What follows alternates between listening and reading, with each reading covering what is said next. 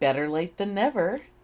This episode was recorded August 27th, the day before I had surgery on both my hands. And it was scheduled for September 5th, which feels like 1,000 years ago now. So it's all a little timey-wimey. But on the other hand, it was before events. So by listening, you get to go back in time to when things were slightly less insane. Join us, won't you?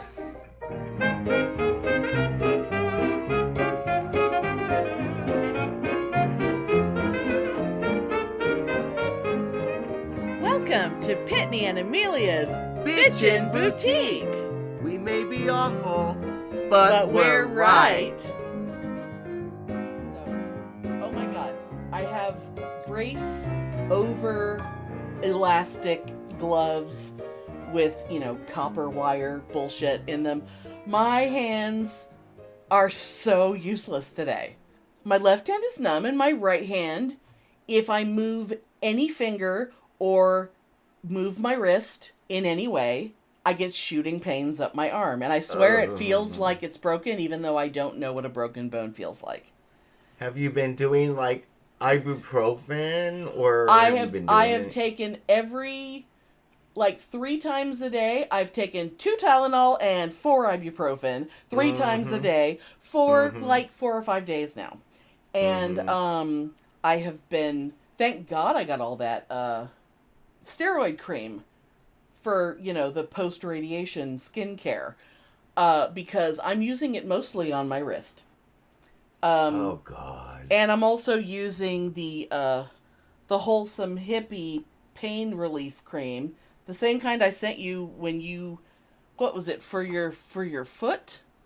I think so, but you know what? I just used some yesterday for my knee. It's so good. Wholesome Hippie. It does work, yeah. It's it's very, natural and whatnot, but it's kind of like icy hot, but it actually feels like it does something, as opposed to just stinking. I don't know how it does something. When you're talking about the Tylenol, the ibuprofen, because I was like, I am in so much pain. Is this even doing anything? Well, I was like, it can't be good for me to take much medicine. And I'm taking 2 and 4 because... even taking 2 and 4, is it doing anything? I don't think so, See, I don't know, because when I finally got my meloxicam, which is a fabulous pill, by the way. It's a pain pill? It's a really strong anti-inflammatory. Oh, God. But I was like, okay, I have to wait so many hours until the Tylenol and the ibuprofen leave my body before I can start that. Right. And I did, and I woke up and I was like, oh my God, this pain is excruciating. Mm-hmm. So the Advil and the Tylenol really was doing a lot, but I didn't realize it.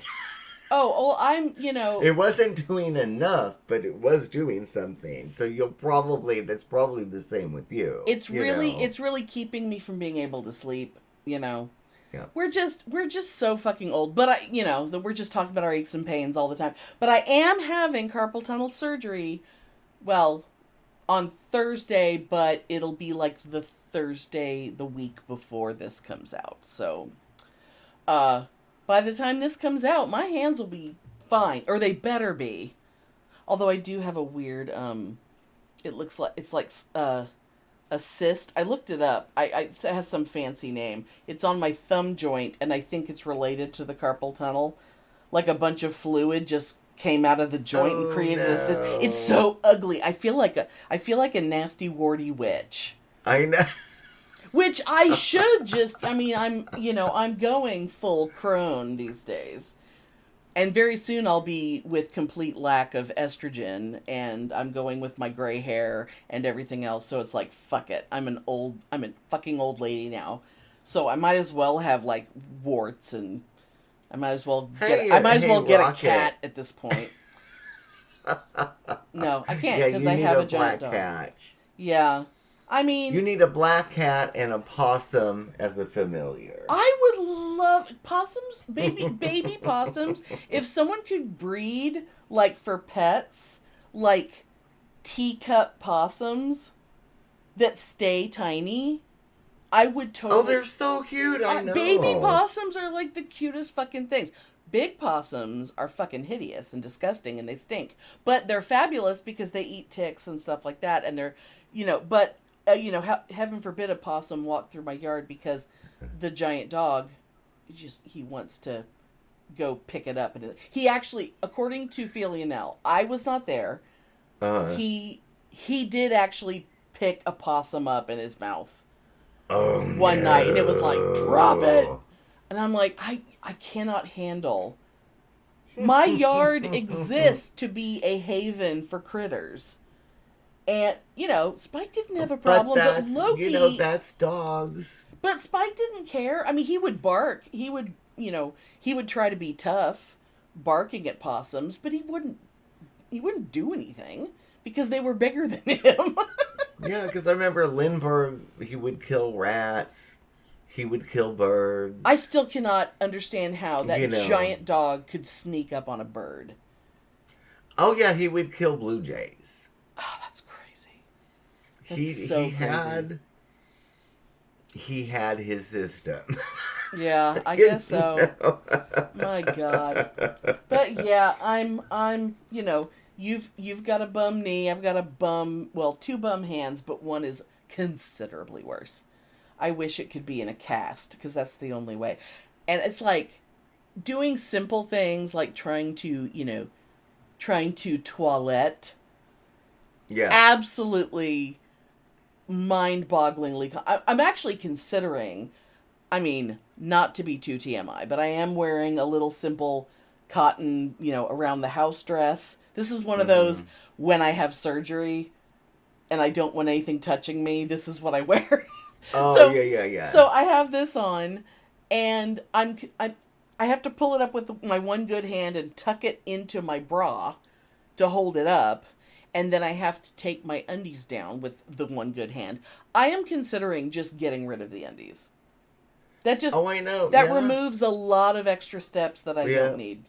And it's only for a few days. Now, do you or Felionel have any leftover actual real effective pain medication from any procedures that you could take? If there's hydrocodone in the house... AKA any opioids, because that's what works. The only thing that would be here possibly is hydrocodone. And because I used to take it by the handful, I try to not take it. So if he ever had any, I had him keep it away from me. Like, okay. Like, but keep if there the bottle is somewhere that might really help for the next couple days, it never really did work for me. The one time I had... okay. When I had the laser ablation of the undercarriage area, which you had a similar thing way back in the day.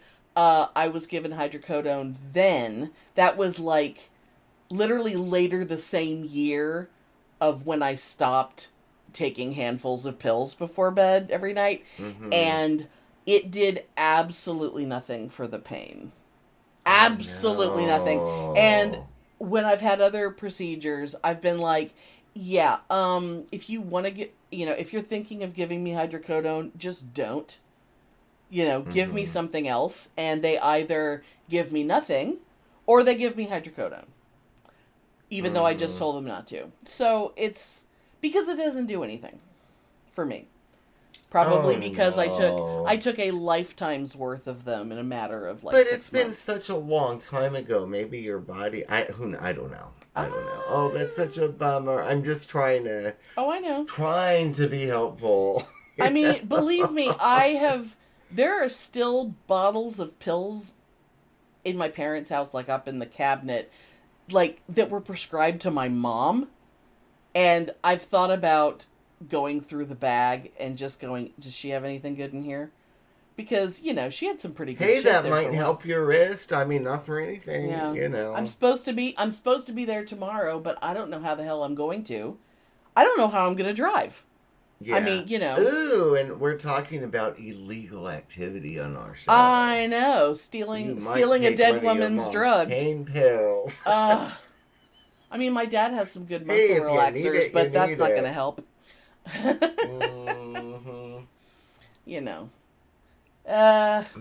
Stealing an old dead lady's medication. I don't, I don't know what's up there, but for all I know, it's probably more fucking hydrocodone, and it's like 10 years old by now. So. Oh yeah, you need to bag that up and take it to the pharmacy so they can dispose of it properly. Yeah, I don't know why, because it's like a bag that's up high. There's also things like, Dad can't take Advil anymore. He can only take Tylenol. He can't take Aleve or Advil. And no, why? I mean, he hasn't for years. I don't know. He takes all that Tylenol and also drinks heavily. So I mean, it's palliative care for kidney disease and cirrhosis of the liver, but it's not like he gives a shit. So, yeah. I really don't know why he can't take, the Advil and stuff, but all the Advil that was in the house has also been bagged up and put away. I don't know why people don't just get rid of things. Oh, I could not live without Advil. Yeah. I mean, my knee, my elbow, my gout. I mean, I have a constant litany of things that I constantly I would love some oral steroids. It's been a long time since I've had that.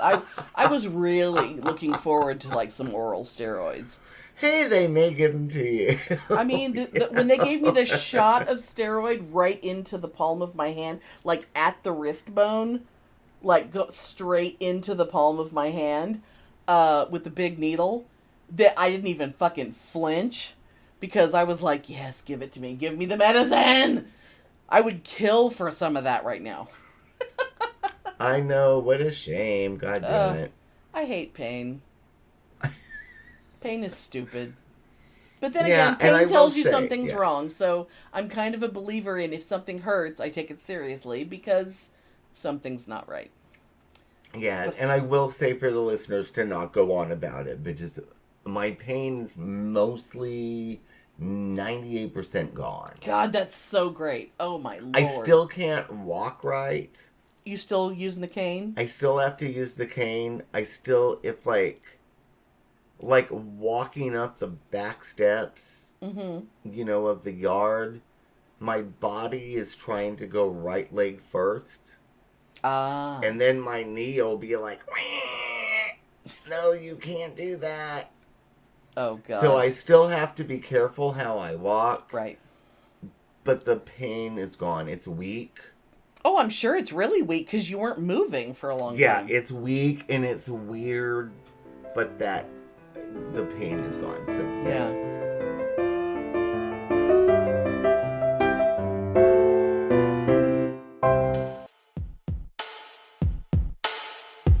Welcome to the Skeptical Chaps with myself, Spike, and my esteemed co-hosts, Dr. Dan and Ollie. Hello. Hello. Every episode we're on to know about anything from news, social media, politics, current affairs, absolutely anything that annoys or delights us. And if you're underage or easily offended, you probably should not be listening. But Dr. Dan wants you to listen anyway. Give it a go. Thank you. We've been contacted by the Bitchin' Boutique. Oh, hello. Hello, Bitchin' Boutique. They have a little jingle that they play for us, apparently. Yes. I think they're saying it's a bit out of date now. And they said, could we send them a new one? Can we make them a new one? And I'm thinking, we're far too lazy and disorganised to do that. So if you want to take a clip from this, right now, what I'm saying, and play that in your podcast, Bitchin' Boutique, we'd be fine with that. I support this message. Yes. Yeah. So, thank you for listening to the Bitchin' Boutique podcast, whatever the hell that's about. I don't know what they're talking about for this episode, but I'm sure I agree with it. And, listen to us as well. Yes, we're the Skeptical Chaps. We're the three Skeptical Chaps, but there's only two of us. And if you don't... Two Skeptical Chaps, but there's three of us. How very dare you. Is the Bitchin' Boutique still bitching? Diplomatic community.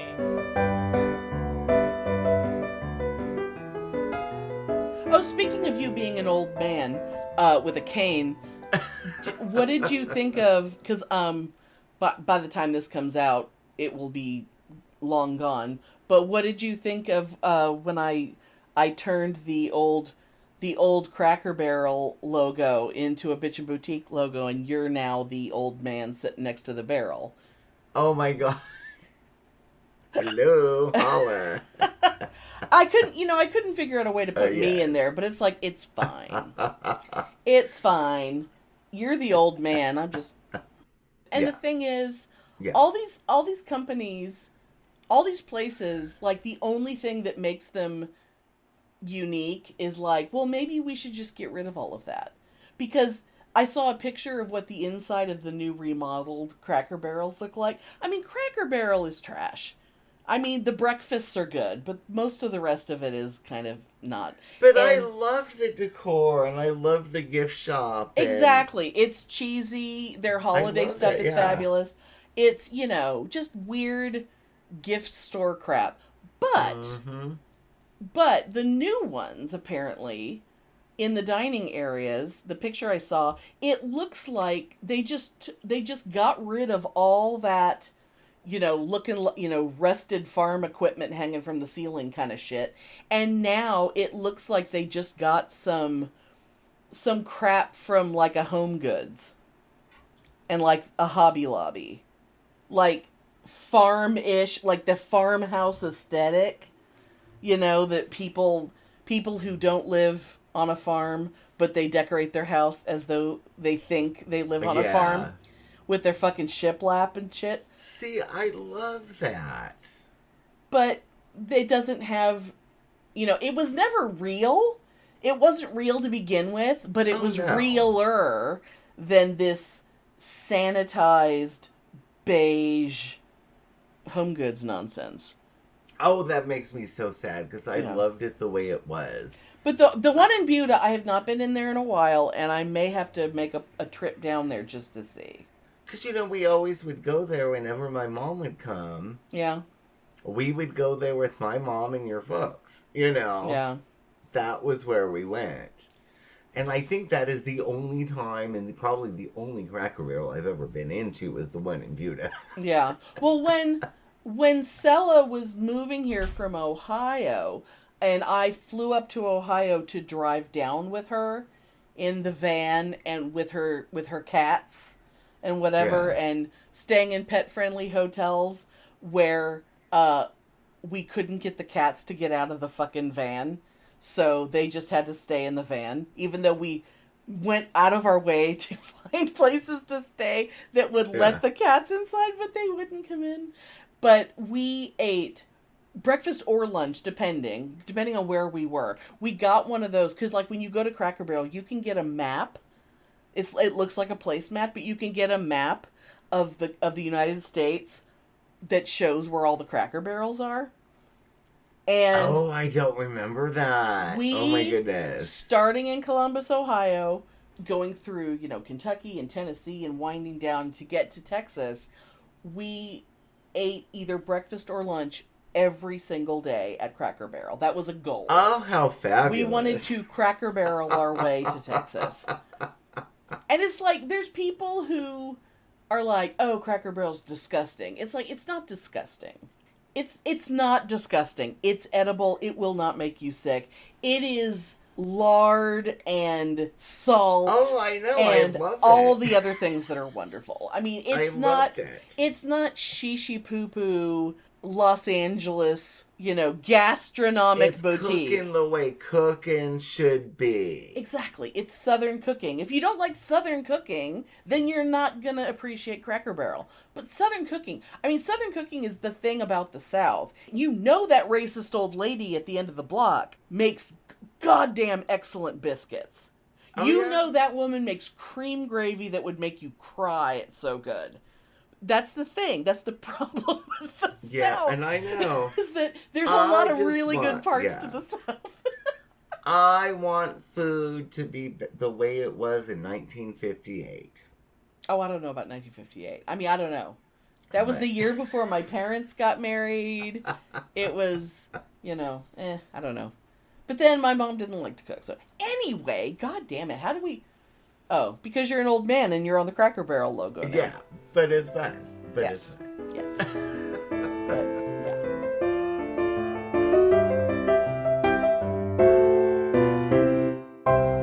It's 1791. Do you know where the Headless Horseman is? Welcome to Tarrytown, a peaceful New York hamlet, with one exception. It's located only a mile away from the most haunted place in America, Sleepy Hollow. They said it was safe to venture into the hollow at night. They were wrong. Octoberpod presents The Brides of Sleepy Hollow, a shocking, all-new, all-original sequel to the ultimate Halloween ghost story, The Legend of Sleepy Hollow. Written by Amber Jordan, Whitney Zahar, Jane Nightshade, Dan B. Fierce, from an original idea by Edward October. Starring Ari Shea, Karen Rayner of Chicklet Podcast, Tom O'Connor of Madison on the Air, Chauncey K. Robinson, host of YouTube's production Tales from Hell, and Edward October. The Brides of Sleepy Hollow. Coming to Octoberpod AM and Octoberpod Home Video on the Tuesday before Halloween, October 27th. This time you may lose more than your head. OctoberPodVHS.com.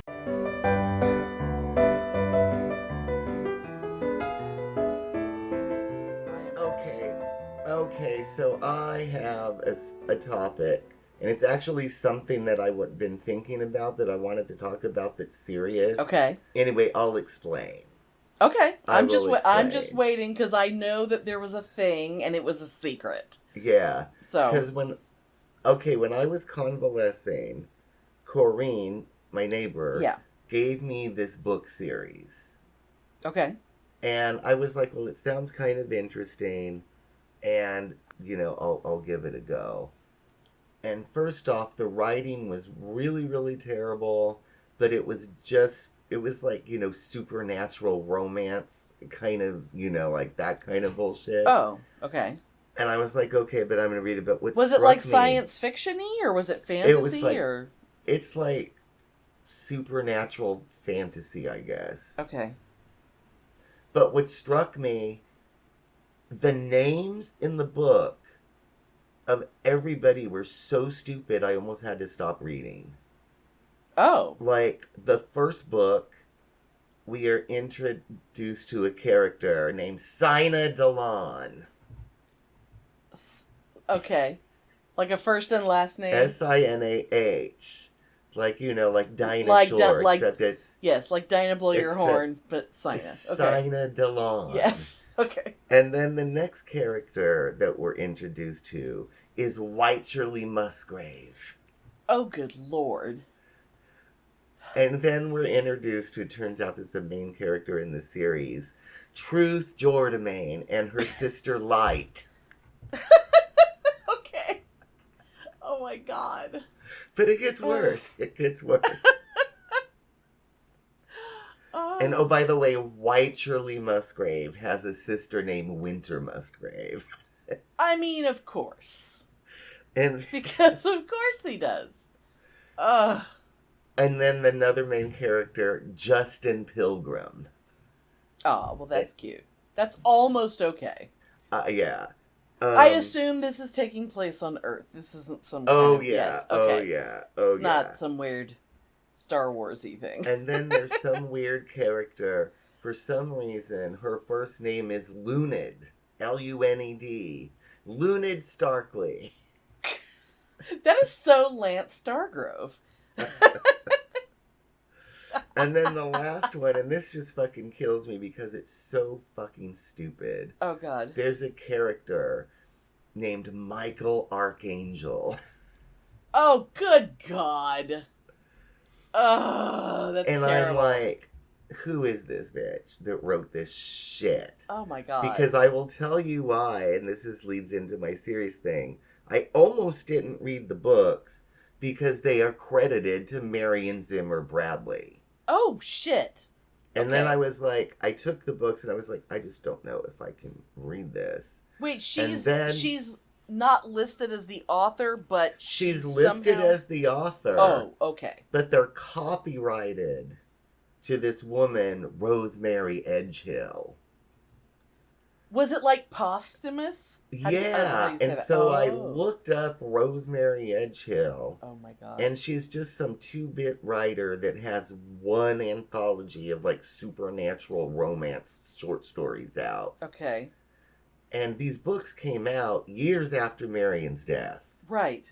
Okay. So they have really nothing to do with Marion Zimmer Bradley. It must be like a will thing, or she was the something. Or it could like it could have been a bunch of notes for something she was working on, but like when Douglas Adams died, there was like a book that was like 3/4 of the way done.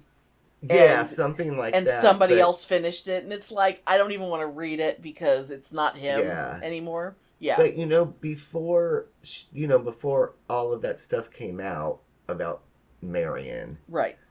I've read her books. Of course. And she's actually so did lots of people. a really good writer. Yeah. And you can totally tell Marion did not write this crap. Ah. You could totally tell, and I was like, okay, I'll go with it. And it's like, the writing is so bad, it's like, you can't possibly like any of the characters. Even the main character is so awful. Okay. But you gotta, because it's intriguing enough that you gotta keep reading. But anyway. Oh, God, okay. So my question was, it made me think about Marion. And what a huge impact she had on fantasy writing.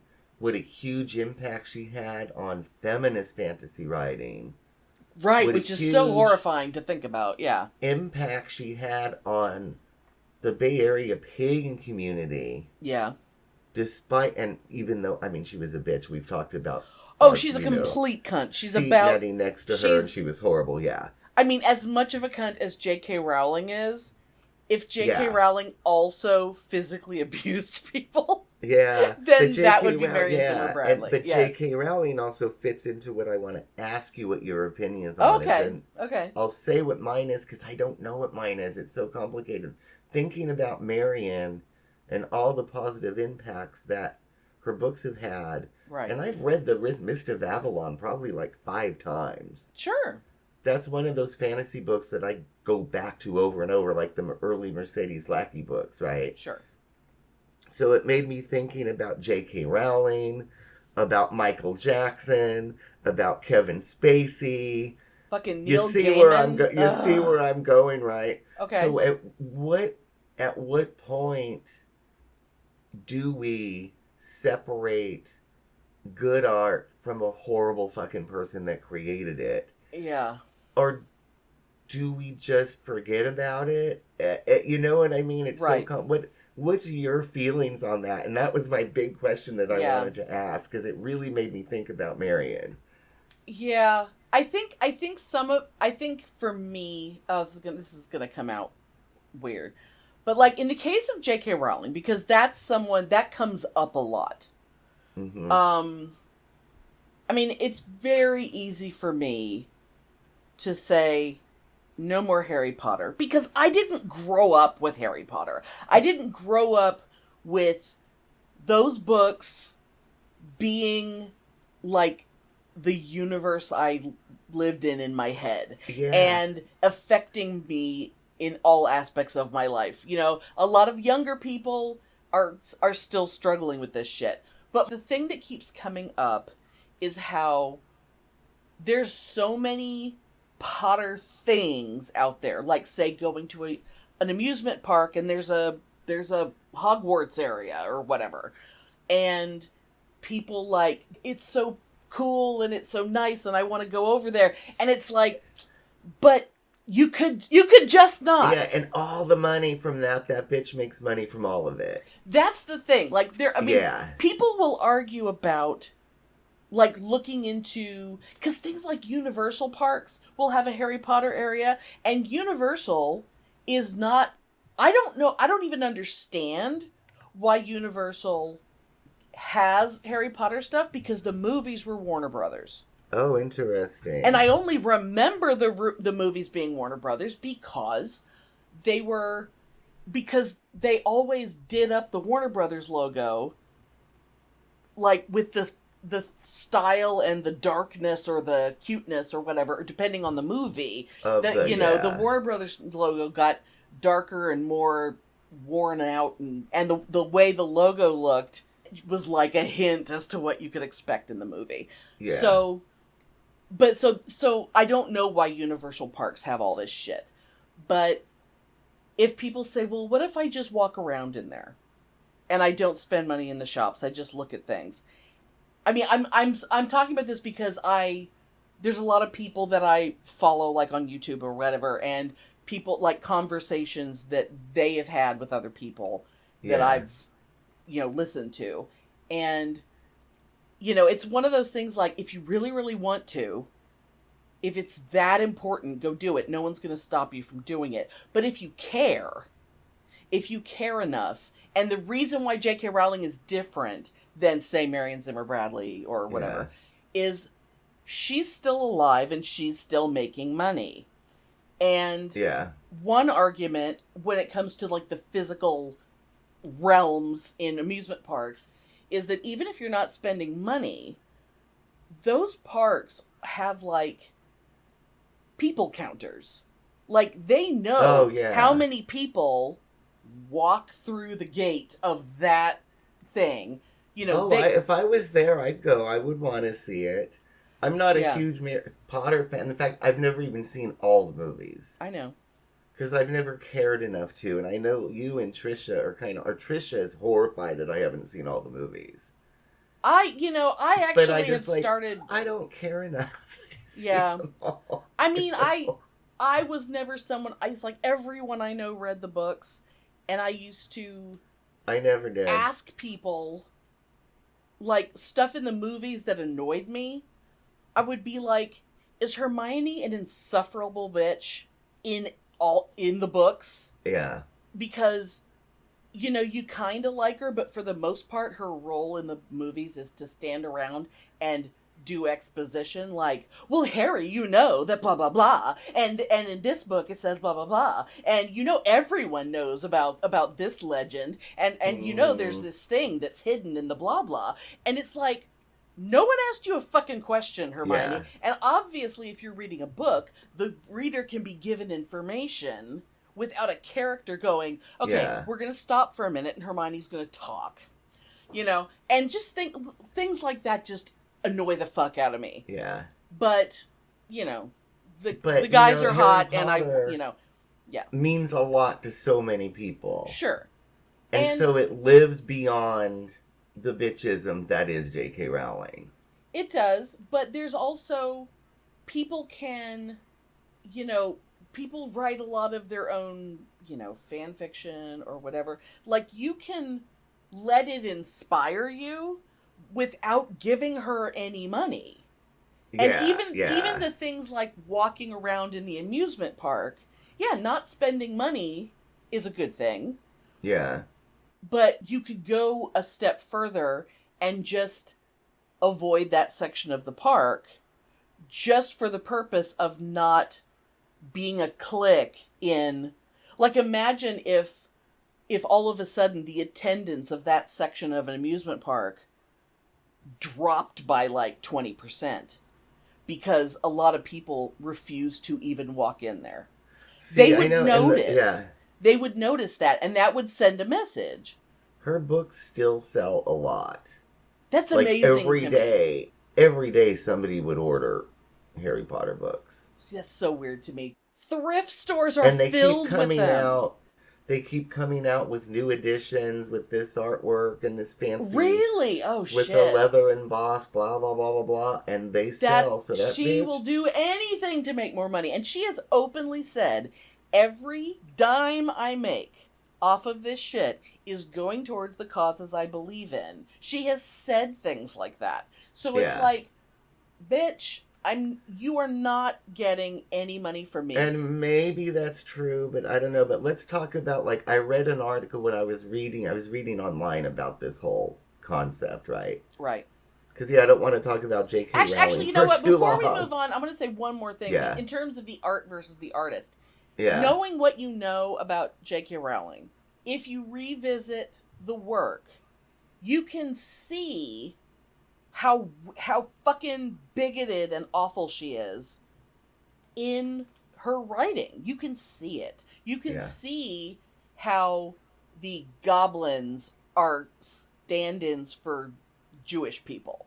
Mm-hmm. And you can see how she's really mistrustful of any woman who's mannish or who has big hands, or she's fucking racist. She's fucking, and for all of the, your birth line is not important. It's who you are and how you act.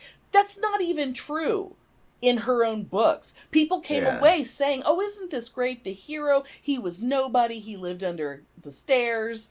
And then he was this great hero. No, he was this great hero because of who his parents were. Yeah. He had a whole bank full of fucking money that was his because of who his fucking parents were. Everything about him that was great was because of his lineage. And everyone treated him special because of that. That's and it's true, like, so all of that shit, people believed what they wanted to believe about what those stories were telling them. But in reality, they're not.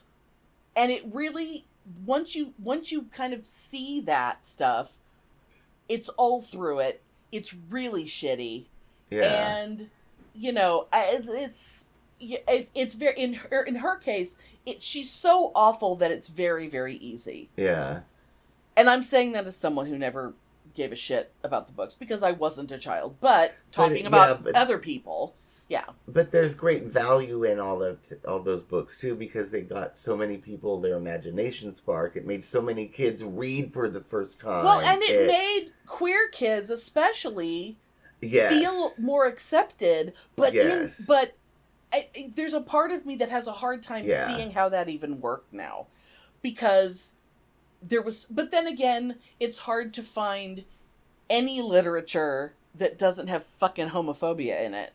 I know. But queer people are really, really good at finding the things that work for them and pushing away the stuff that doesn't. Yeah. And still valuing the work. Yeah. And speaking of authors, I am a big fan of Sylvia Plath. Okay. I've read The Bell Jar countless times. I've read her poetry a lot. Yeah. But she was fucking racist. Yeah, I don't really know. All through her poetry, there's really, really strong anti-black sentiment. Huh. And all I know about her is she put her head in an oven. I really don't know anything about her. Because I love her poetry, but some works I can't read because of the strong racist overtones in it. Sure. But I'm like, I find value in it. It inspires me. But not those pieces. It's the other ones. I can relate to it, and she's dead. You know what I mean? And it's like even Joni Mitchell has some weird racist lyrics in her early work. Well, and they're a product of their time. So what do you do? Yeah. It's really, really weird. My grandfather, who I never met, but my grandfather was a musician in the fucking 20s in eastern Kentucky, and therefore he occasionally would be in minstrel shows because that's what fucking show business was. There's nuance to any discussion like this, but I think it's up to every individual. Like, there's no, like, people talk about Wagner, like, the Ride of the Valkyries and stuff like that. Like, that is music that is incredibly moving and amazing. But Wagner was Hitler's favorite composer. Wagner was kind of an asshole. Or, I don't even know that much, but I know enough to know that it's like, oh no, he's bad. He's very talented and he wrote good stuff. But I think some of it is music is one thing. Because music, especially composing, because it's not like you're the person playing it. You're just the person who came up with it, and then other people are playing it. So you can separate, And music is just like, once it goes inside your head, it belongs to you. And I think some of that is like, what's in your head is yours. Yeah. And that, you know, if you have a close relationship with some sort of art, that's yours. And I think, I mean, granted, I was just saying that, you know, all the Harry Potter books are terribly written and whatever, but they had their value to the people who value them. And that's fine. They just don't have that value for me. But even things like, I mean, the Kevin Spacey thing, I mean... That's what I was going to say. God damn it. He's a really good example of an actor that was like, well, fuck. Because seriously, some of my favorite movies ever have Kevin Spacey in it. Yeah, and the thing I was reading, you know, what was that show that got canceled? I never watched. House of Cards, was that the show that he was in? Oh, where he was the president? Was he real popular? I never watched it, but he was still in that when all that happened. But I was reading something, and it was like, you know, Kevin Spacey got fired on allegations that weren't even proven yet, and it cost everybody else on their show their livelihood and their jobs. So is that, you know what I mean? It's a gray area. Is that justified? Is it right? But even the allegations weren't even proven yet. But those allegations are things that people in the business knew about for years. And even though he hadn't gone to trial yet, and when he did go to trial, it didn't actually fucking come to anything, but it doesn't make it all less true. I mean, people who are crew on a show, it's not up to them. They don't, you know, they're working on things before people are cast. They're not involved in that. They're working for a living. Yeah, but it just really sucks. You know what I mean? And it's a gray area. But you can't. I mean, there's been shows that end because someone died. There's been shows. I mean, that's true. Yeah, there's all kinds of reasons why a perfectly great show where everybody who worked there was fabulous and whatever, and then someone important to the process dies, and it's like, well, we can't do it without him, you know. So there's all kinds of reasons why things end. But if you're in show business, you're at the mercy of things. Yeah, but for Kevin Spacey though, he was working on a movie during that time, and when that movie came out, I think, if I remember correctly, and this number seems so low that I remember checking to make sure, and now granted, it wasn't like a huge release like a Marvel movie where it's in every fucking theater or whatever. Yeah. But I think on opening weekend, I think that particular movie, which I don't remember the name of, I think it made $800. Oh my god. Which I remember at the time going, that's crazy. It has to be 800,000. Like, this doesn't make sense. And I remember looking, and it was like, no, there was like a handful of theaters. There was all these theaters that was like maybe one person or maybe two people bought a ticket for the entire weekend. And there were lots of theaters that no one bought a ticket at all. But that was a movie that was already in progress, and everybody, you know, and it wasn't some huge movie, but there was a lot of people who worked on that movie who did get paid. And he might have been, you know, paid something, but he was going to get a percentage, and now he got a percentage of nothing because nobody wants to work with him anymore. That he, you know, liked to try to seduce teenage boys drunkenly at parties. That still doesn't affect the fact that he did good work. But is it you know what I mean? So it does. Is it okay to acknowledge his work, that it was good? You know what I mean? I still do, because damn it, Usual Suspects is still one of my favorite movies. Yeah. The Ref is still one of my favorite movies. It's like a Christmas movie where his family is falling apart. And just such a weird thing. Yeah. But what about fucking Michael Jackson? I am more. I have always leaned more towards the Jackson 5 anyway, because that's more my style. But damn it, the guy made some. It's not like I spend all day every day listening. I don't have his records. I just have songs here and there. I don't go out of my way to listen to him, but I mean, god damn it. some of that shit's really good.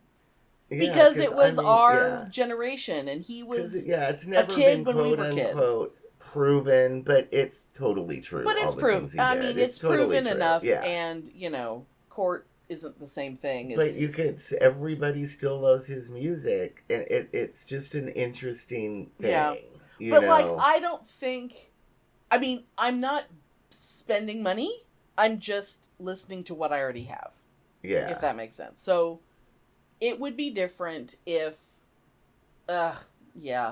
It's hard. It's a weird thing. Yeah. And I was just wondering what you thought about it. Yeah, I mean, I don't, well, like I said, I don't go out of my way. I'm not going to spend a lot of time talking about how much I love his music because there's a stink on things. It's like watching movies that I loved, that have actors who are assholes. There's some stink on it, but I can still enjoy the copy of the movie that I have. Yeah, it's just so interesting. And I was thinking also, about Sean Penn, who's a notorious asshole. Yeah, but people have forgotten. Beat up Madonna. People have forgotten what an abusive piece of shit he is. They But act like he's a fucking saint. He was so good in Milk. Yeah. So it's kind of like, God, he's such a piece of shit. He's like, he's always been an asshole. He's proven to be an asshole, and he's a domestic abuser, but he was so good in this movie playing like a gay hero. Which is still, I don't understand why he was cast. I mean, he did a really good job, but it's like, when I first heard, it's like, of all people, really, you're casting Sean Penn? So fucking weird. I know, and where is the line, Because you would think he would have been canceled, but he wasn't, and he got this gay role. Yeah. And he won an award for it, didn't he? Oh, so I think really weird how he was at least nominated for an Oscar if he didn't. Yeah, but he may have won it. Some people are forgiven, and some fucking people, Jared Leto got an Oscar for playing. And then weird some character. people, the stink stays on forever. It's really interesting. Yeah. Well, but I think there's a lot of people that, I mean, God, there's people like Chris Brown still walking around out there. Every single person who knows the name Chris Brown knows that he's an abusive piece of shit. Oh, he's such an asshole. In fact, he was just arrested again recently. I saw something about he punched some photographer. Yeah, he's just a piece of shit. Well, and you get so strange. You get fucking R. Kelly. I don't think I knew R. Kelly. Knew who he was until I heard, because remember how I used to be fascinated by Trapped in the Closet? Not because I thought it was good, but because I was amazed by how utterly stupid it was and how so many people remember we watched it at your house at Royal Hill, and we were just howling in laughter. Yes. It's one of the dumbest things I've ever seen, and yet there were people who were acting like, oh, this guy's a genius. And I'm like, look, I don't know anything else that he's ever done, but he did that, and this is garbage. And it's not just a little bit of garbage. It's hours and hours of garbage. I'm back in the closet. I'm hiding in the closet. Yeah, it's just so strange. And then the next thing I find out about him is that he's, gross with teenage girls, and then I find out, oh no, he was imprisoning teenage girls in his basement or whatever, but he's still out there making music, and people are still, but his music is good. It's like, is it though? Is it good enough that he's currently fucking a 13-year-old? He's doing it. But it's so weird. So why does R. Kelly still have a bunch of fans? And why does Michael Jackson still have a huge following? But Kevin Spacey is totally ex-nayed and will probably never work again. I mean, why is that? He might be working. I don't know. Yeah, you know what I mean? It's just, I don't know. For example, going back to the Marion thing. Yes. I know she did not create Avalon. Avalon is a mythical... Sure. Yeah. King Arthur. She did not create Avalon, but I associate it with Avalon. Or I associate her with Avalon because of the book. Right. And my beloved Colette Baron Reed, her first Oracle deck ever was called The Mysteries of Avalon. Was it based on like the mists of Avalon? No, it was based on the myth. It was based on the legend. Okay. But I have trouble using that deck because of my associating that with Marion. Sure. Yeah. But on the other hand, I can dance around the house listening to Smooth Criminal and don't think a thing of it. Because music is different. It's just different. Yeah. It's like music is, it's like an ethereal thing in the air, and it affects you how it affects you. And I guess so. It's interesting. Yeah. Like if I'm in a Walgreens and they have music pumping in, and fucking Smooth Criminal pops onto the music in the Walgreens, I'm gonna have a hard time shopping without kind of dancing around, Yeah. For the same reason that if any other song from that time period comes on and I'm like, oh god, oh fuck, Rhythm Nation, don't dance, oh my god, it's just a weird gray area. And I remember I used to be a big Anthrax fan. I remember. And I stopped listening to them because one song on one album had the word faggot in it.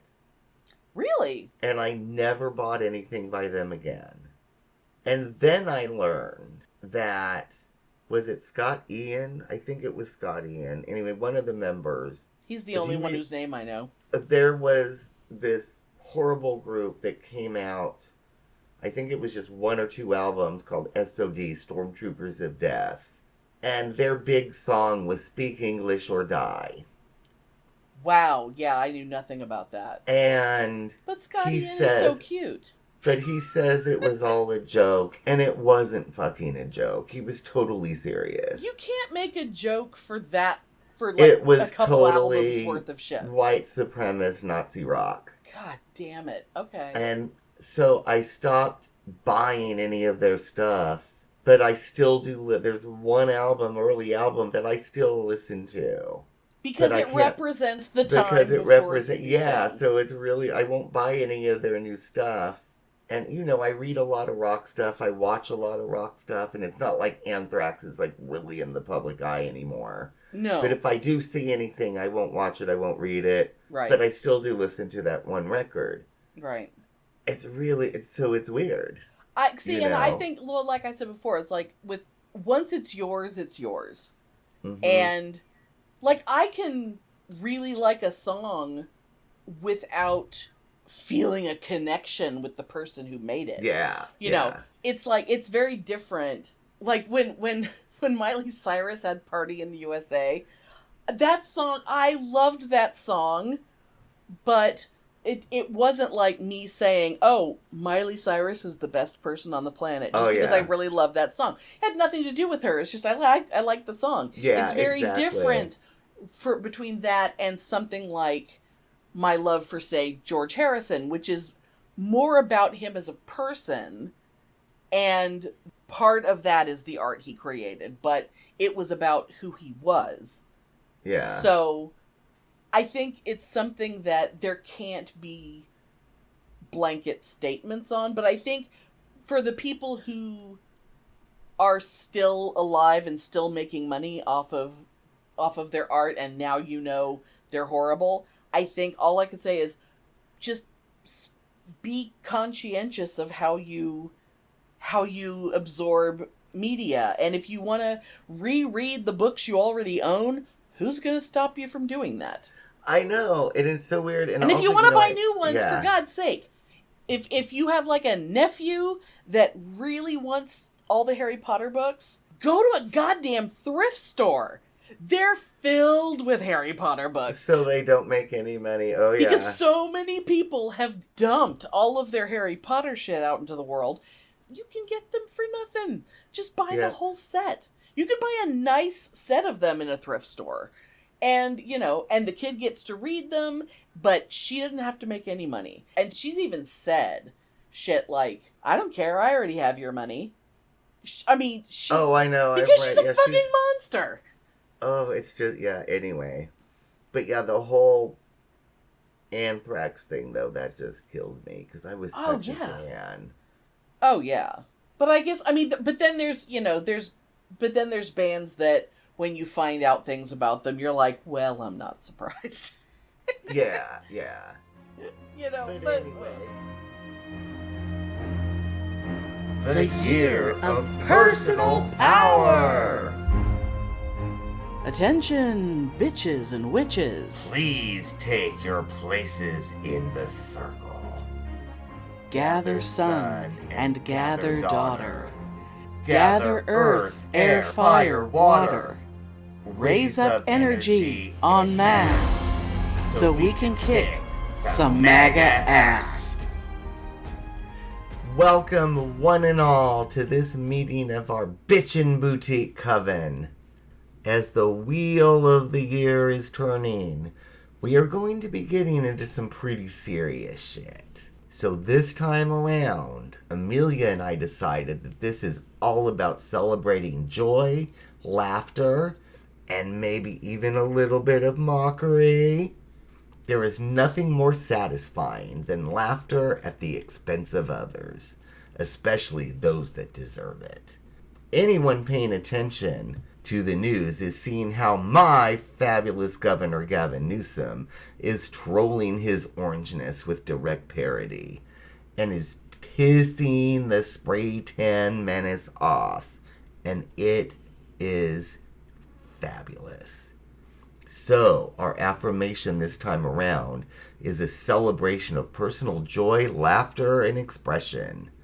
They want us scared and afraid. Well, guess what? We ain't going there. Fuck 'em. My little personal things that I have been doing is to make sure that all my nails are always painted at work. I am rocking my metallic purple cane. Thank you very much. And I am doing this all so I can be visible. I am not going to be afraid of these conservative fuckers that are trying to threaten us. So, that being said, let's all say, repeat, and do. Today, I will dance like everyone else can go fuck themselves. Woohoo! And once again, today, I will dance like everyone else can go fuck themselves. There is so much power in telling people to go fuck themselves. I know this from personal experience, and it's fabulous. So let's all live this every day and find joy in our lives in direct defiance of this bullshit that we are living through. As always, blessed be, and rock your freaky selves to the world. Get inspired!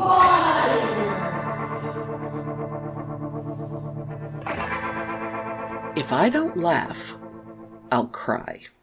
That's something I've said often, all my life. Along with, of course I'm smiling. If I weren't, you'd need to back the fuck up. Not only is laughter, as they say, the best medicine, laughter is also an excellent weapon against the self-important and angry, aka fascists. Although Adolf Hitler apparently thought people making fun of him was awesome, today's fashy-brashy really hate it. They'd prefer to not see their flaws and weaknesses amplified and laughed at. That's why a certain someone keeps demanding late-night comedians be fired, shows be cancelled, networks get their licenses pulled, because Whittle Baby Mushroom Doink throws a tantrum every time someone points out how stupid and ugly and tiresome he is. And he's so easy to upset. You know, I recently saw an article that mentioned that years ago in Burma, there were these awful politicians who were very superstitious and believed women's panties were dangerous, like extremely powerful and destructive, and could sap a man's mojo, I guess you could say. These were horrible men who abused women terribly. And some women came up with the idea of throwing their dirty undies at them. Or like sending their used panties in the mail. Eventually, this movement grew like worldwide, and women everywhere were finding the local Burmese embassy, and it was Panty City, baby. And you ever seen the videos of like Klan marches, and some dude with a tuba is marching alongside them all, and making them look even more pointless than usual? All these asshats out there trying to be intimidating and scary, and all it takes is someone dressed as a clown to follow them around with a fart machine or something. Make them run home to mommy with their tails tucked because some literal clown was mean to them. Being angry all the time, it's super stressful. It's not healthy. So let stress be their problem, while we point and laugh at how pathetic and ridiculous they are. It'll make them so mad to see us joyful. Take action. Epstein is still the topic of the day. It's bigger than Trump. It's crossing the aisle. As much as I hate to agree with Marjorie Taylor Greene and Lauren Boebert, it's happening. Not a bad idea to thank our Democratic representatives for their support on the issue. And if you live in or near a Republican district, barrage them with messages using your usual methods. One message that you can push on social media and when contacting representatives is some variation on either you're protecting the victims or you're protecting their abusers. This issue is the clearest way to separate the good and the evil, or at least the good from the deluded.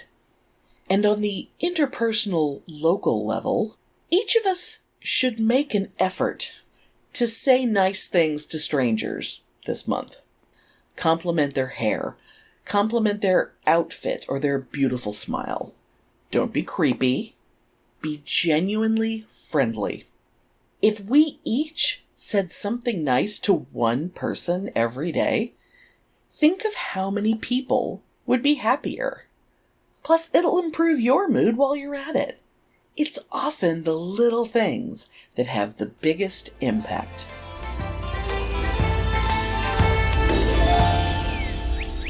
Touch grass. It's been a bit since I've talked about the moon. Coming up on September 7th, we've got a full moon, but even more exciting, even though the Americas are out of the zone to see it, it's a lunar eclipse, aka a blood moon. Lunar eclipses are so cool. Once I got to view a lunar eclipse out at White Sands National Monument, which is a gorgeous white desert area in kind of south-central New Mexico. Even being out there at night is an unusual enough experience. I don't think they stay open normally after dark, but I happened to be in the area visiting a friend who found out that they were staying open for the eclipse that night, and we were like, yeah, felt like we were on the surface of the moon, or some alien world. Anyway, enough of me banging on. Get to the point, Amelia. Historically, blood moons have creeped people out a bit. Probably why they got called blood moons. All over the world, there are those who find them as powerful events, symbolic of death. Not literal death, but death's transformative power, destroying old patterns to make way for the birth of something new. I think most of us are wanting a bit of that these days. I'll link some ritual ideas on the blog, but take a moment to think of something you're ready to let go of, to release it and let the universe deal with it. And by the way, we'll soon be in the autumn equinox, and we'll need to balance out the stress of the summer months and lay the groundwork for calm. It's the perfect time to toss out the trash.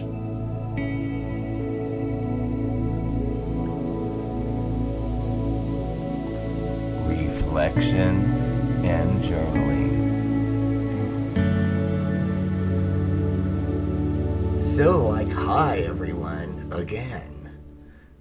This time around, the journaling idea is pretty simple and going with our intentional theme for this meeting.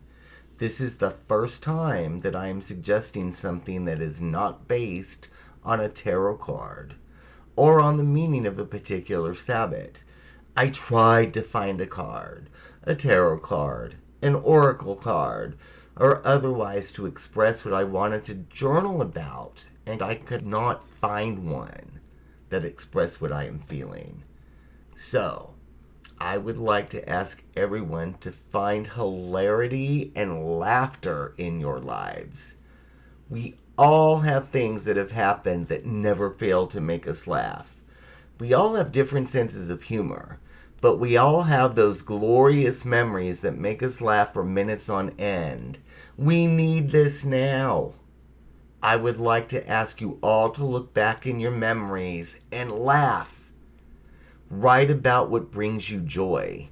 The cattiness, the bad timing, the way some stranger's hair looked so stupid that you couldn't help but laugh about it. Hopefully in private. Mine is something so stupid that it never fails to bring me up from a state of anger, anxiety, or even malaise. I often think about some silly time where me and the fabulous Steve were reading aloud some cheesy porn novel that we had somehow found. Always a source for mockery and laughter. But this one line has stood the test of time for me, and I know I've mentioned it on the show before. It described the lustful desire the author had during a sexual encounter, and he was just overwhelmed by the sight of that musky red-hot cock ready for some hand action. Oh my God. Steve and I quoted that for decades, and we always laughed about it. So everyone, dig into your memories and find something like that made you laugh uncontrollably. Find that joy and sense of hilarity and pleasure in the absurd. Enjoy, laugh, write about it, recall it, and know that laughter is healing and important. We cannot always be in a state of higher awareness or political mindfulness. We all need a break. And laughter is healing for the spirit. Write and enjoy, and I will see you next turn of the wheel.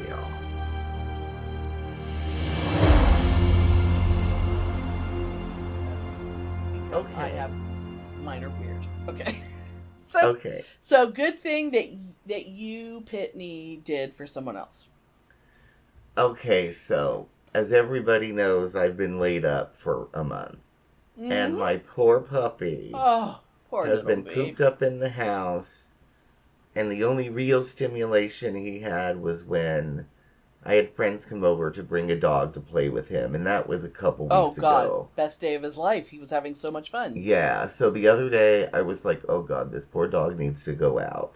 So the good thing that I did was make myself take him out. I could only make it half a block. Oh, took him for a walk. Okay. Yeah. We crossed the street, had to come back. I got him in the car. I drove the one block to the park. That you couldn't walk to because... And I let him go on the extend-a-leash, and I just went up a little bit and down a little bit, and it was really not that big of a deal, and it was not near, because I normally would walk him for like 30 minutes, right? Sure. But that no way he can way. sniff whatever, he can run around and sniff things, but you don't have to follow him everywhere he goes. But that was the good that is I good. Did. Yeah, That's because good. It was really hard for me, but I did it because it was so important to him, because he's been going stir crazy. So that's what I did. That's what I did. That. Well, my good thing that I did, so this is not following, shall I say, the letter of the law, but if it pleases the court, I am combining my good by me and my good for me, because it's what I did for myself, which resulted directly in things being done for me. And it'll all make sense. Okay. So, if Your Honor, so for the week, like, leading up to my upcoming hand surgery, which will be in the past by the time y'all hear it, the hand surgery I already mentioned, I have been using my hands as little as possible. And, they're like bound up in elastic support gloves and braces and things to immobilize them, to force me to not use them and stop trying to pick things up with my hands. Because I had to take care of them, and I had to try to not further injure them, even though a repair is coming, there's new things, because I've been living with this for so long that I'm trying not to make it worse. But something that might seem very normal to other people, for me to admit that I just can't do things and I need someone else to help me, that's very, very hard for me to do, especially because of, this year I've had to depend on my husband so much for so many things because of various medical shit. And so I have been good. The person I've been good to is me. By not using my hands, and I allowed goodness to be done for me by accepting the help that he completely selflessly gives, like preparing meals. And I mean, it's not like he has to come in the bathroom with me or anything like that, but just general things. It drives me crazy to be sitting on the couch and he's in there making dinner again. It's the other night I insisted on, we were doing like a veggie lasagna where the instead of pasta, it's like thin cut zucchini laid out in layers and stuff. And there was, throwing the meat in the pan and cooking it with onions and whatever. And I was like, I can stand over a skillet and mush things around and pour tomatoes in and mush them around. Yeah, but there's no way you could cut anything. No way. I was able to chop up a very small onion. Like, I got it sliced, and then I kind of did the rocking the knife back and forth. Kind of like pulverized it and threw it in there, because I could do that. But it was, he was like, you don't have to do this. I'm like, I have to do it because I can't stand it. Like, I can't. I selected this meal to be in our little HelloFresh delivery because I love making it. And it's something that I wanted to do. Yeah. So, I was good to myself, and I let him continue to take care of me. And in a few, that's nice. By next week, I will have completely functioning hands that I can feel my fingertips again for the first time in years. And it's going to be, Hey, editing Amelia here. Obviously, after the surgery, I didn't have use of my hands. So, yeah. Yeah, and then for the, after you're healed, for the next couple weeks after that, I'm making all the goddamn... cook every meal. Yes. And insist that he play his video games while you're cooking. Oh my God. Give him back some of his time, Yes. You know what I mean? I mean, he's so good to me, and it's just... And to have to keep taking from him it's freely given, and it's all because he wants me to take care of myself. Oh, yeah? But it's like, it's so hard. But it's been quite an experience. It's almost like the universe decided that I needed to sit my ass down and let other people do things for me for a while. And it's been rough. I talked to Felianel, I think last week, maybe?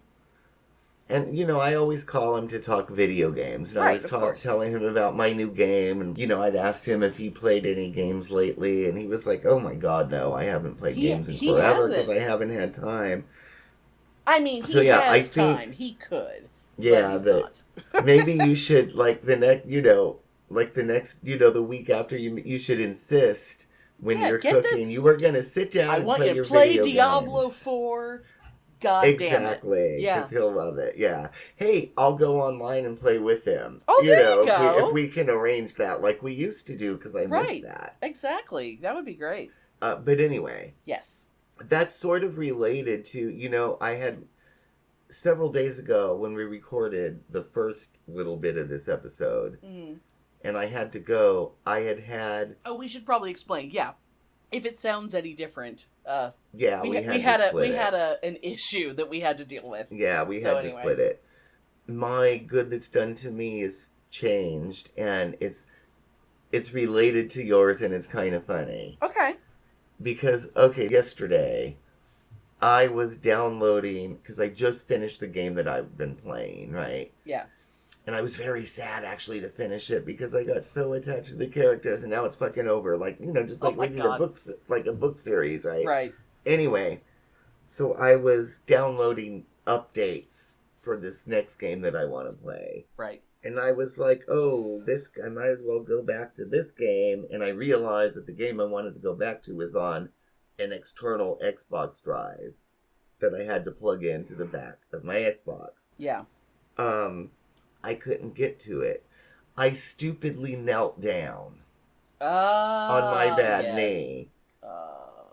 And try as I might, I could not fucking get up. Because your legs are weak, because you've been off of your feet for so long. So I had to call my mom, my 92-year-old mom, to come in from across the house to fucking help me up, because I could not fucking stand up. Oh my God. I tried to get myself up with the TV stand. Right. I tried to put my leg up, and I could not get up, and so Mom had to come and pull me up. Oh my God.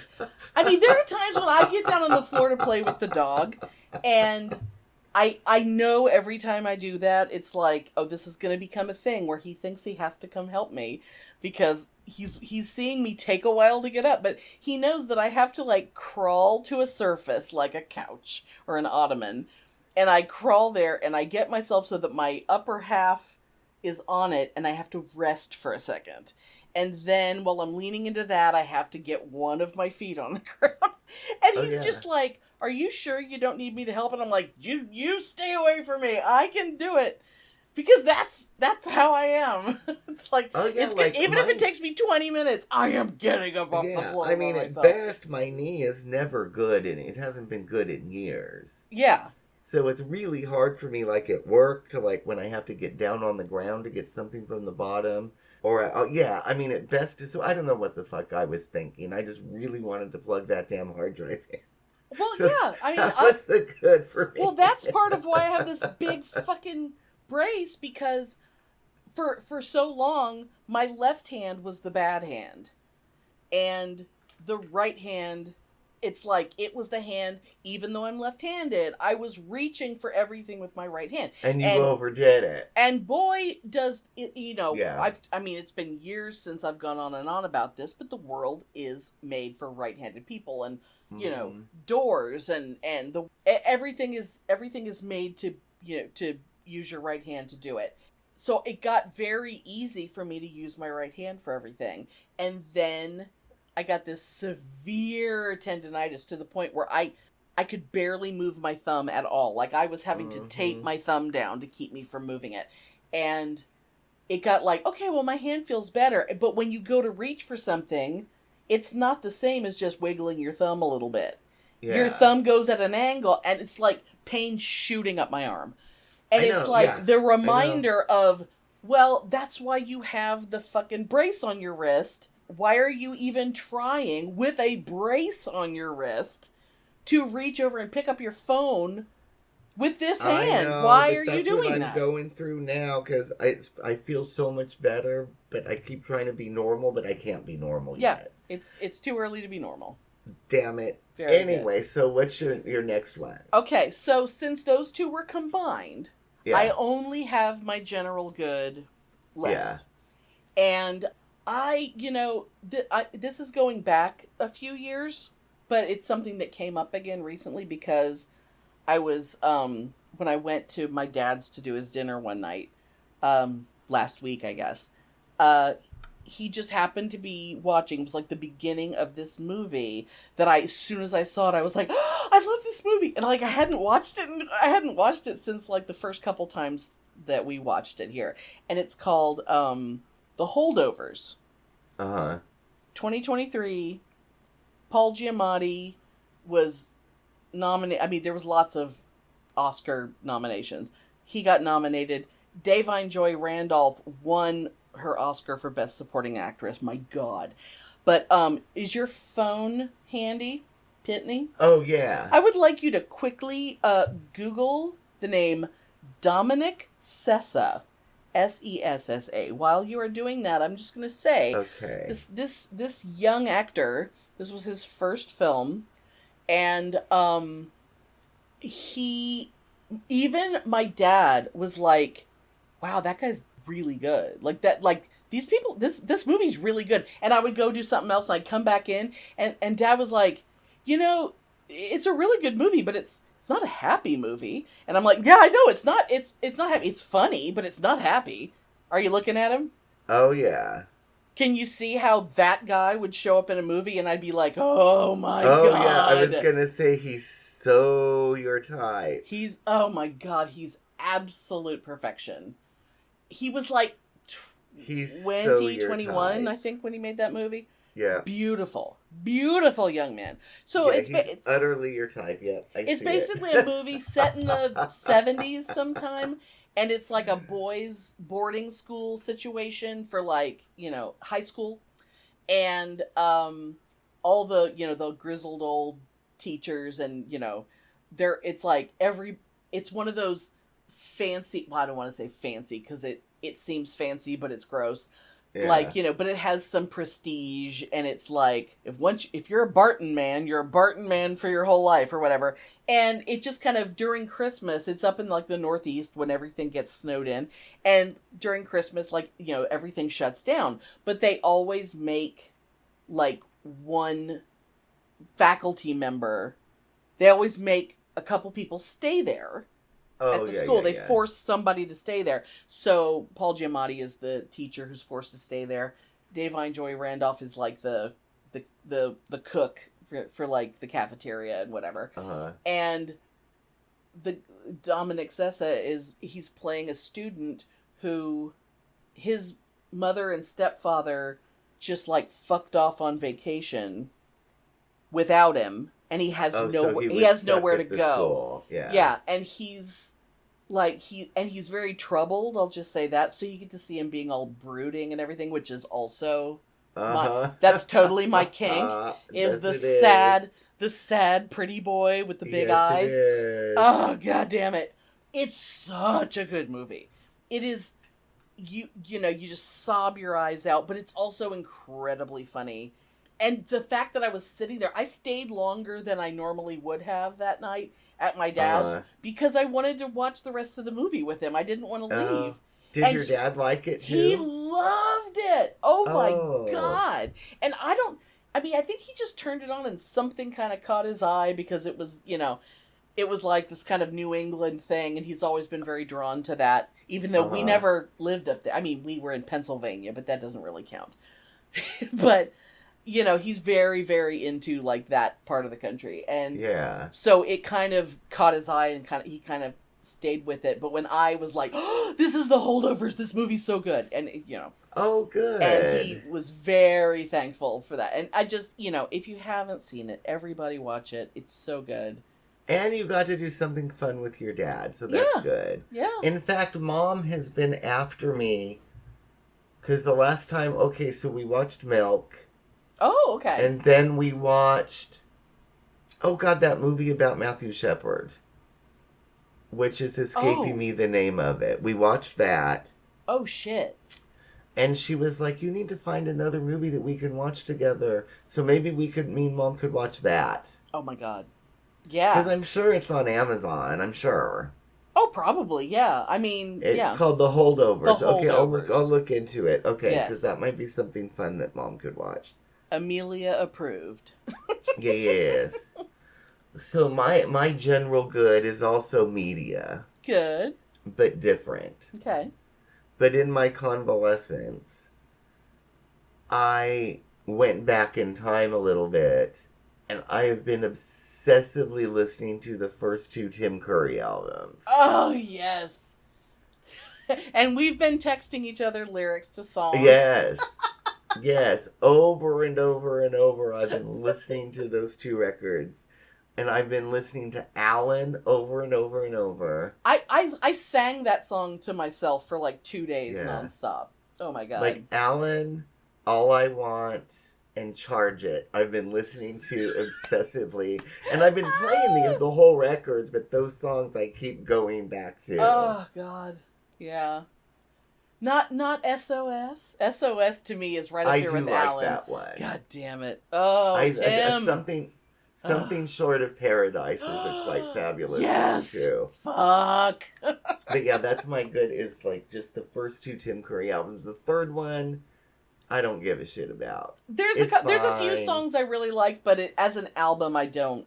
I never want to listen to the whole thing. You can tell his contract was due a third one, and you could tell he just kind of called it in. Yeah. You know, which is a shame, but I do remember when I was living with Auntie Marion. I didn't have a record player at the time. I just had, a cassette and CD player, but I remember I had Read My Lips on albums, And I remember playing that album on her record player in the kitchen, the kitchen / dining room thing. Right. And I remember she really liked Alan. It's beautiful. And I've still never figured out, is that song about a gay couple? I feel like it is. I've never figured it out. I think it is, but it's so It's probably unclear. He's probably done an interview where he talks about it, I mean, we could probably find out. Oh, that reminds me. I had to have sent you a thing. That he has a memoir coming out later this year. Yes. Yes, it's available for pre-order. What the fuck was it called? Oh my God. You could just look up Tim Curry memoir pre-order. Yeah. I have. It has a lovely little name, and if the picture that's been associated with everything I've seen about it, if that's the cover, it's like, wah. Oh yeah. Beautiful young baby. I'm definitely gonna get it. It's gonna be fabulous. Yeah. Oh my God. But that just made me think, like, God, I hope he talks about, why, the songs he's recorded, and because apart from just like people who want to talk about Rocky Horror all the time, it's like we're the kind of people that just want to talk about his albums. Yeah. Oh, I'm so sick of Rocky Horror. But anyway, every once in a while I think about Rocky. And I'll sort of like sing songs in my head. Yeah. But I don't, of the thousands of times that I obsessively listened to that soundtrack when I was young. Oh, Lord. I don't think I ever need to hear it again. I never need to see it again. Yeah. In fact, if I see like clips from it and stuff, it just makes me, I get very cringy about it. And I think it makes me mad because we should have nothing but happy associations with it. It was my life. Absolutely. For years. It was totally my life. But like all the people that came all the people in, like, say, the last 20, 30 years, people do it now because they want to be like, oh, I'm a weirdo. Oh, because this is what weirdos do. That's what we did back in the day. But we had to do it because that's the only place we could be ourselves. Exactly. That, Rocky Horror, and the occasional con. You know, you couldn't openly be yourself. Yeah. Anywhere if you were weird. And so, like, even just being nerdy, you know, now being nerdy is mainstream. It's like, well, then you've ruined it. Oh, I know. And I feel, yeah. In fact, I read... Fucking mundanes are showing up at the Renaissance Fair. I don't want to talk about Rocky at all, beyond this one thing that I'll just tell you. Yeah. Because I do not want to get it. But it was bad because I was reading about the Tim Curry memoir. Yeah. And, you know, I saw this little clip about, you know, Tim Curry saying something, and... Right. He was asked about, you know, how does he feel? Because, you know, in this day and age, Rocky is very problematic. Right. And Tim basically said, yeah, it is problematic from today's lenses. But at the time, it was very groundbreaking. It was very liberating. And people just need to fucking stop and get the fuck over it, is basically what he said. It's and like, I kind of love that. It's like the people who don't like when someone like Sylvia Rivera or Marsha P. Johnson, like, if they refer to themselves as a transvestite or something, people are like, that's not appropriate. It's like, don't you act like you have to define who you are, but you're not going to allow people in the past to use the language of their time to define themselves. Exactly. Yeah. Yeah, and Tim was basically, but at the time it was really grounding. He was basically like, people just need to shut the fuck up about it. And if you don't like it, don't fucking watch it. You know? If you don't like it. And turns out Richard O'Brien is kind of a piece of shit. But, you know, what are you going to do? It's like, if you don't want to watch it, don't watch it. No one's fucking making you watch it. Exactly. And there's not like a law that says if you're queer, you have to watch Rocky Horror. It's like... You know, and a lot of things from the past are problematic, but that relates to what we were talking about earlier. Yeah. Sort of. You know. Yeah. It's like, but people will be so upset about something like certain language used in Rocky Horror that is not the language used today. And they will put that on the same level as that person, you know, sexually assaulted children. Yeah, and then there's the whole, you know, people talk about, you know, the consent issue in Rocky, and I'm just like, just fucking let it drop. It's a silly movie. It's a silly story. And it was supposed to be about Brad and Janet finding their liberation. Yes. And it was what it was. You know what I mean? Shut the fuck up. It's Rocky Horror. It's a satire of other movies. It combines all the types of movies into one movie. It's like, you have to reflect the movies that you're satirizing. People are so obnoxious. The music was so fantastic, but I've heard it so many times I don't ever need to hear it again. Yeah. The only thing I ever do want to listen to sometimes, and I think because it's not on the soundtrack album, so I've heard it only 1,000 times as opposed to 5,000 times, is Planet Schmammet Janet. You better wise up, Janet Weiss. It's on the album, isn't it? No, it's not. It's not. Maybe it's just because I had so many different versions of things. Maybe that's why. Oh, it's on the original, but it's not on the movie soundtrack album. Okay. So I do sometimes go and listen to that, like on YouTube or something. But whereas the movie soundtrack album has superheroes on it, which is definitely in the play, and not superheroes. The ending, the reprise of Science Fiction Double Feature. That's what I'm thinking of, isn't it? Oh. Or am I just completely full of shit? This is how long ago it's been. Because I've seen outtakes. Oh no, superheroes was in there because that's when we spin the screen and we all run and... But anyway. Oh, Rocky. Anyhow. Oh, I think that's a good place to end the episode. I agree. Thanks for listening. If you enjoy our show, please take a moment to rate and review us wherever you listen. If you send us a screenshot of your review, we'll send you a Bitchin' Boutique sticker. Everyone loves stickers. Please subscribe or add us to your favorites wherever you get your podcasts. Subscribers get new episodes first and are also more attractive. Drop us a line anytime at pitneyandamelia@gmail.com. We'd love to hear from you. But I did hesitate for a minute. Yeah. So, you know, but that's being conscientious. And then you're like, okay, I can read these, and then you read them and you find out that they're terrible. So that's on you.